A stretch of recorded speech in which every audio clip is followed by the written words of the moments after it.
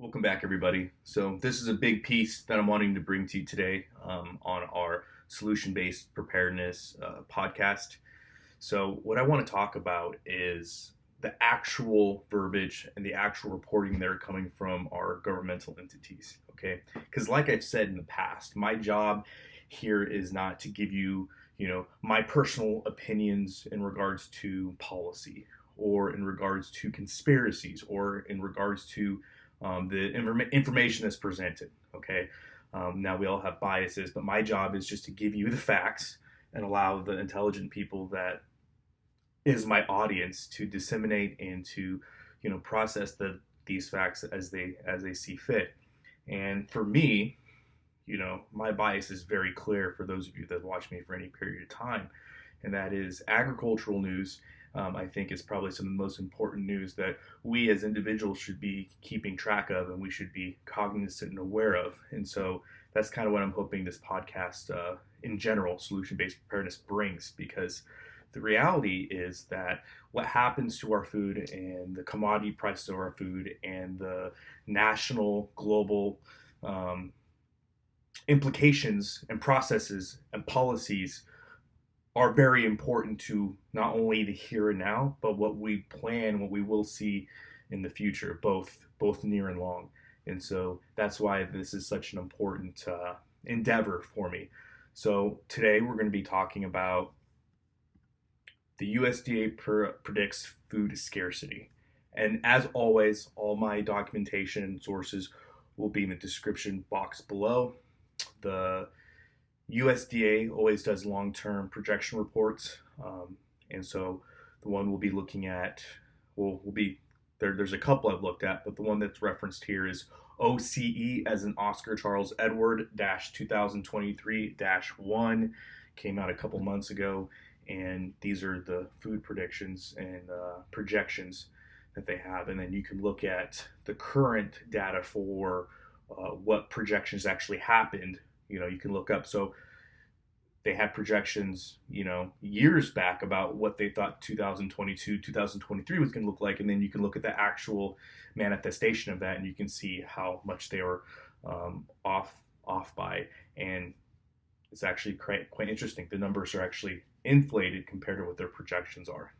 And that seems to be the norm as you look at the food projections, through the OCE reports.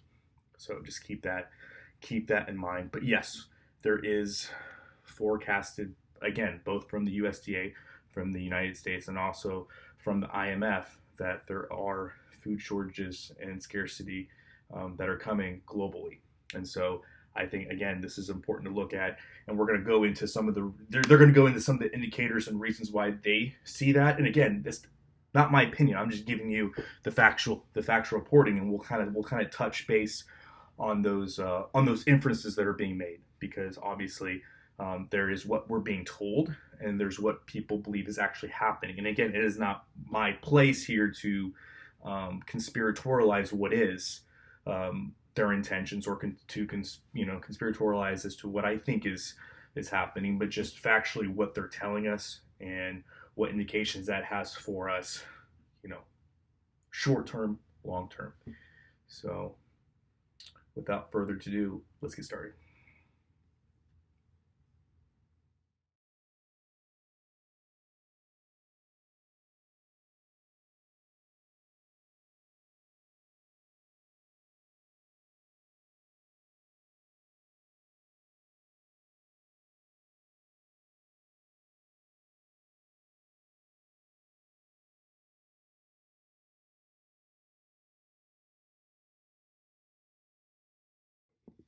So one of the first big indicators that the USDA, Department of Agriculture, and the IMF have put out, and the IMF stands for International Monetary Fund, that they're concerned over elevated international food commodity prices. They're saying that they are persisting and they're continuing going up, especially since the onset of COVID.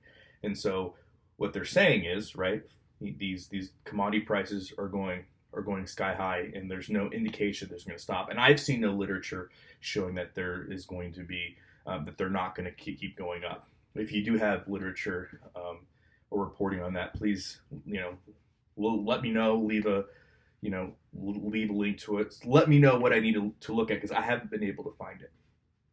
And so when you have the government and when you have the IMF and when you have all these international think tanks saying, hey, food commodity prices are going up, and we don't see a redress in those prices, we don't see those prices going down anytime soon, well, that's going to have an impact. And so understanding what that impact is important. So when we look at the actual impacts of that, the first thing that you're going to note is the USDA put out the feed grain sector. So if you look at the feed grain sector here in the United States of America, the major feed grains that we produce here are corn, sorghum, barley, and oats.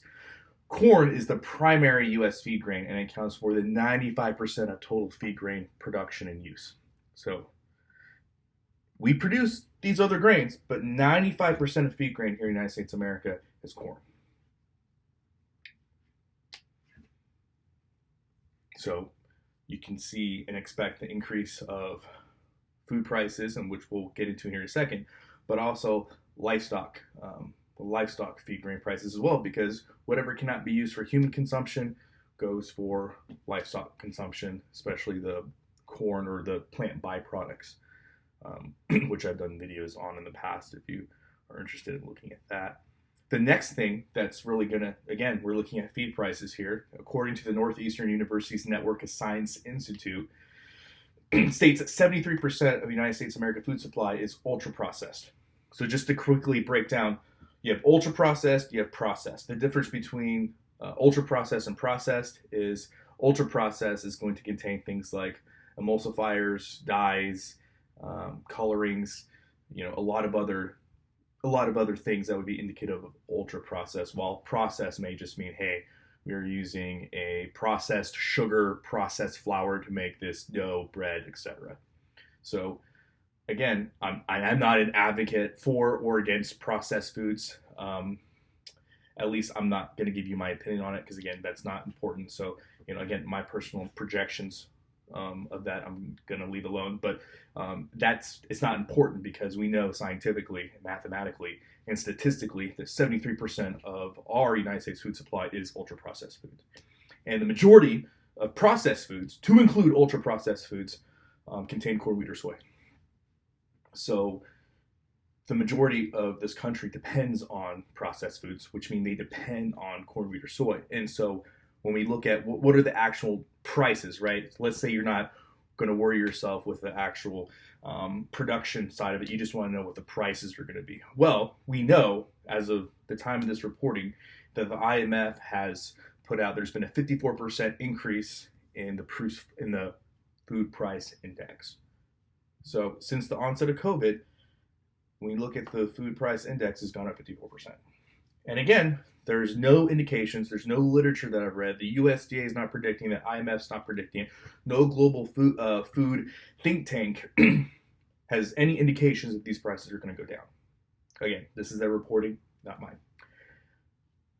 What does that say for food prices just in general, without being overly dramatic? They're going to go up, and if they continue to go up in the way we've seen, then 50% is a very reasonable number to expect it to continuously expound upon.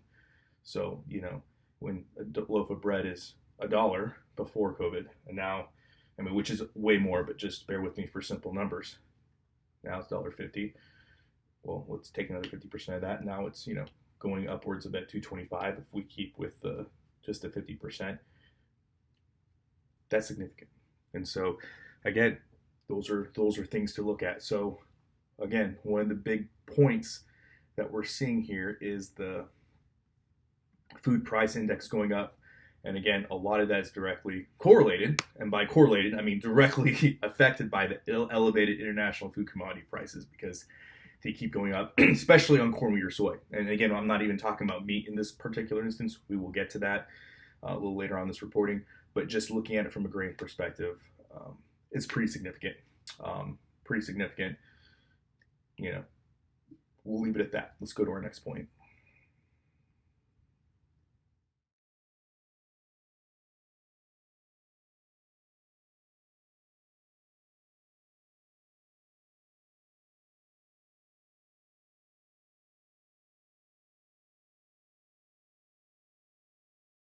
So the next indicator I want to look at that the USDA reported on that I think is very significant is the increase of domestic food prices. By domestic food prices, I mean, in all regions, we're seeing domestic prices go up on food.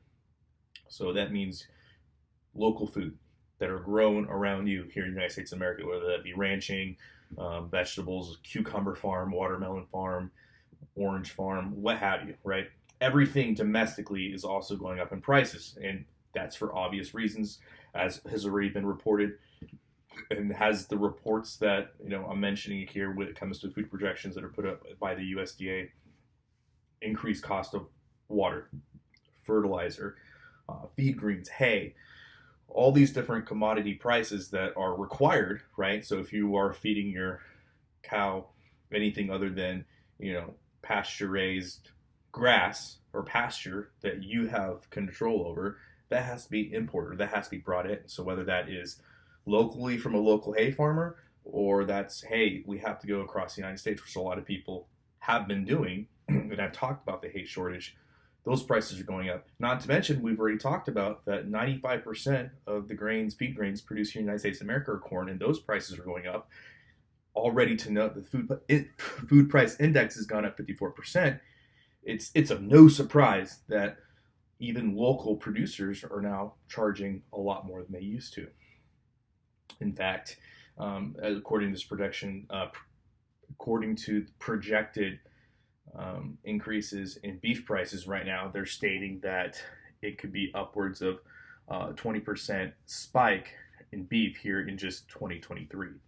So again, this comes to no surprise that domestically prices are going up. And it's not just going up on meat, it's going up on local produce. I encourage you guys to go to your local farmer's market and compare the prices that you're going to see today versus the prices of years back or even last year. So again, we are seeing a significant increase, not just on the international floor and sector, but also in the domestic sector too. And let's say you are able to find somebody that is doing everything sustainably. And let's say they've established a sustainable food co-op and they've been doing it for years. Well, even their prices are going to go up because of a few things. Number one, inflation, right? The cost of everything else in the world is going up. So you have, and which the IMF talks about, just what the cost is for cost of living is going up. And then if they have a decent product, they can charge more for it. So number one, out of necessity, and number two, because they can. And so we are seeing these prices go up. The USDA and IMF, again, are stating that not only are we seeing an increase in international prices globally, but also the domestic product that's being produced in all regions here in the United States. So again, it's of no, it makes sense.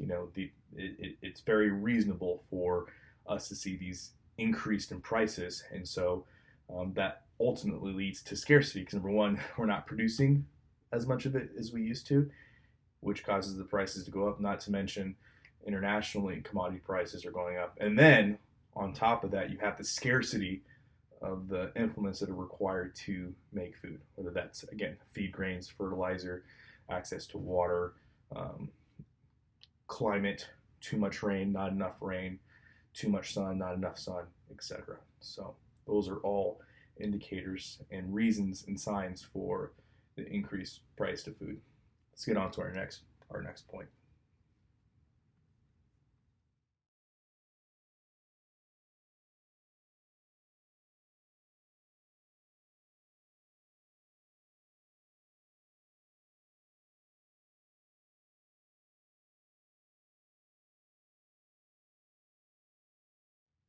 The next point of contention by the USDA is that the global food crisis is expected to worsen under the weight of elevated uncertainty about global food supplies.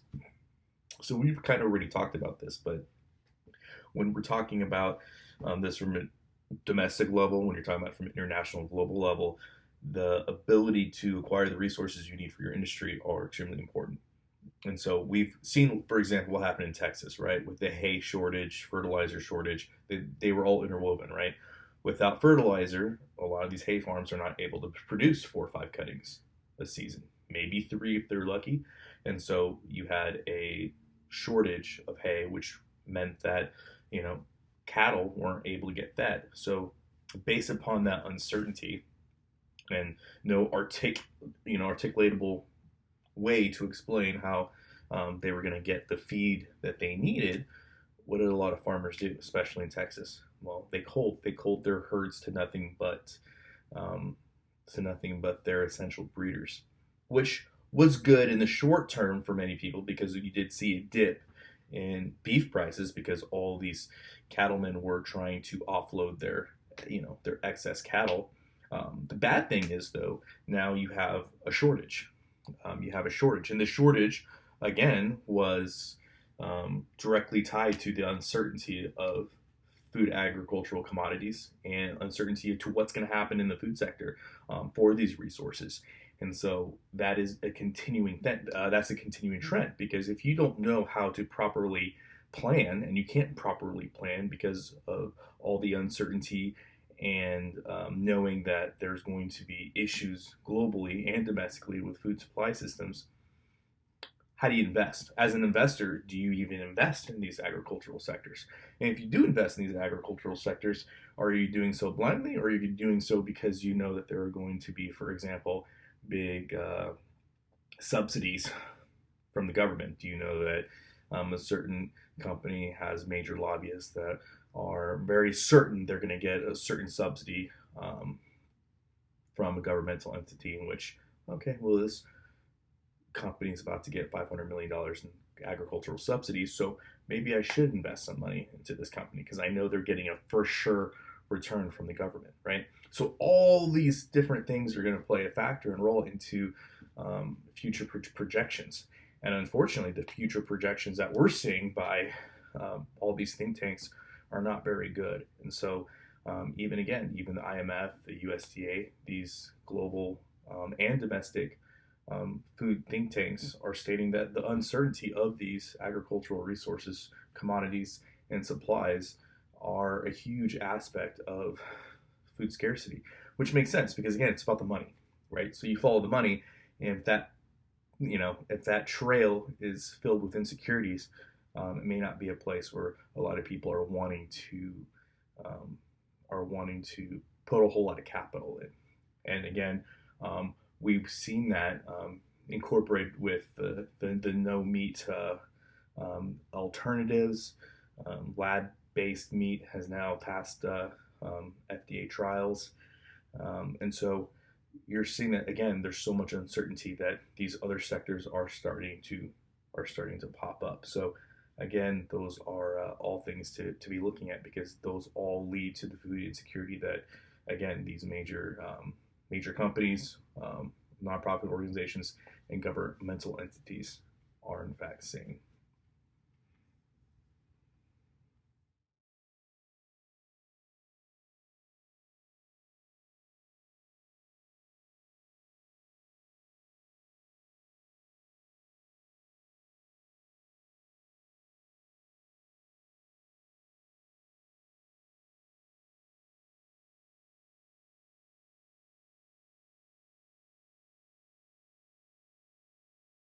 The last thing that the USDA report had on it, which I thought was very interesting, and I'm gonna state the fact, and I want you guys to take it for what it is. We don't have to. There's really nothing much more to talk about. I mean, I think everything's gonna make sense when we look at what the experts are saying are going to be solutions because we'll talk about those here in a second. But um, the USDA estimates that the population will continue to grow. However, they predict that oil consumption is predicted to decrease. So they acknowledge that the United States population is increasing, and they're also acknowledging simultaneously that they expect a decrease in oil consumption. I'm going to leave that there. You guys can pontificate on that however you would like. Again, you're not here for my personal opinions, but I'll let that sink in. Now, let's talk about what the United States' governmental response is according to the White House. So, according to the White House, let's see what their response to food scarcity is.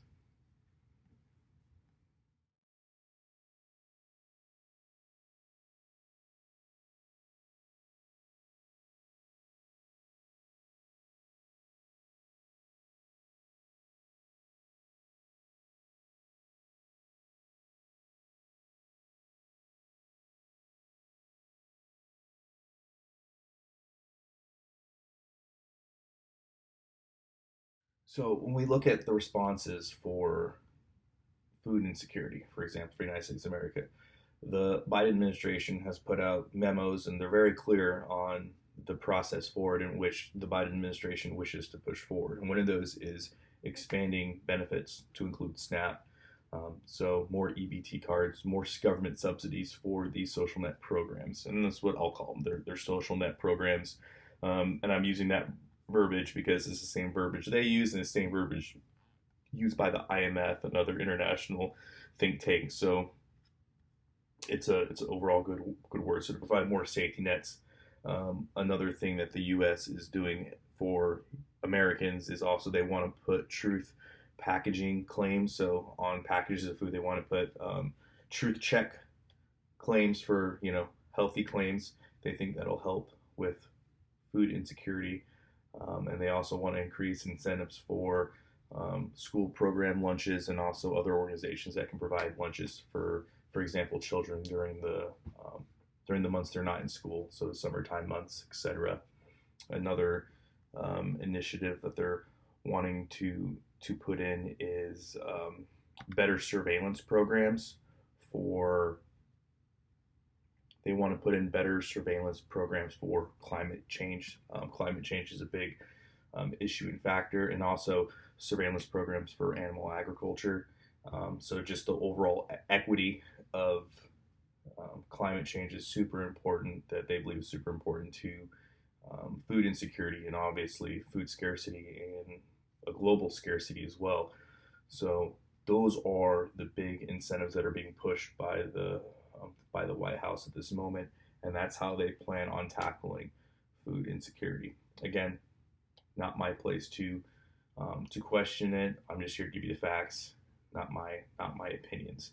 And then on the other side, we see what leading experts internationally are saying, and they have really seven considerations. So through the IMF, we have allow for more food production. And it's very vague on what they mean by that, but as we go further down, I think we'll understand what that means a little better. Loosen export restrictions, because there are a lot of restrictions on exports going, for example, from here to there. That's what it means for loosen export restrictions. Number 3, avoiding distortive price fixing, so minimizing trade distortions, which, if you know anything about the agricultural community, it's a huge thing. I encourage you guys to do your own research on that. You really want to find out the intricacies of it. But distortive price fixing is extremely common in this industry.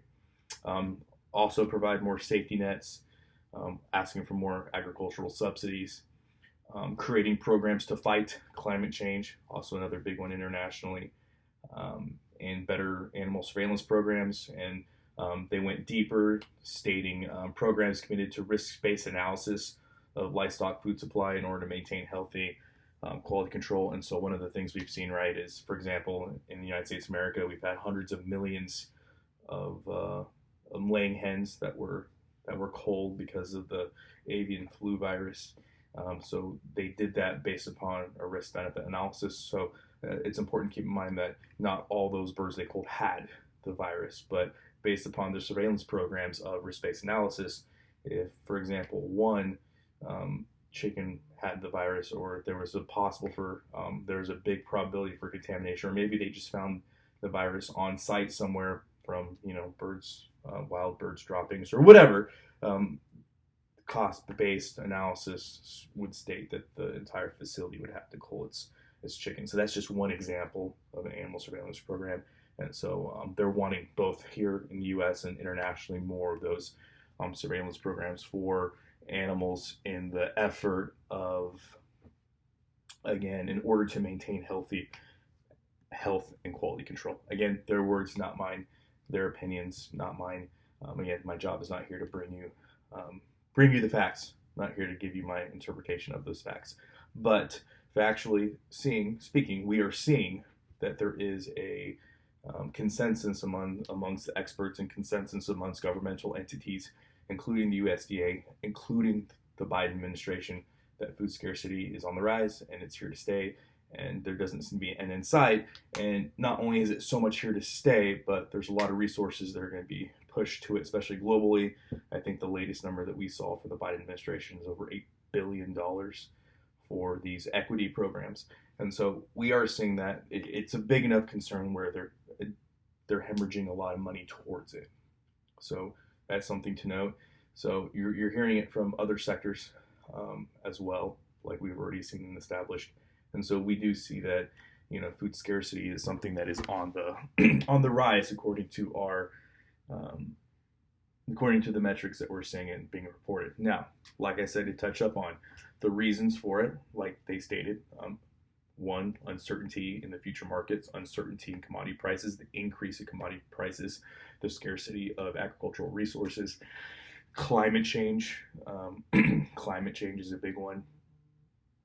And of course, you've seen what the solutions are.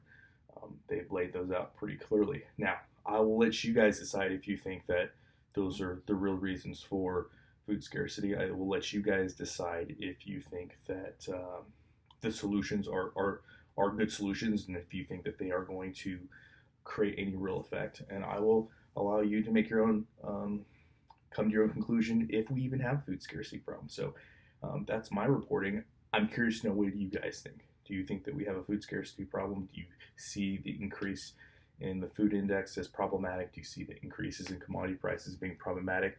Do you think climate change is a real reason for, and is a pinnacle reason for food scarcity? Do you think the war in Ukraine and COVID are valid reasons for food scarcity? Do you think the fixes and solutions they have are valid? I'm interested to know what you guys have in the comment section below. Well, that's all I have for you guys. That's the reporting. Let me know what you guys think. As always, guys, long live the Republic.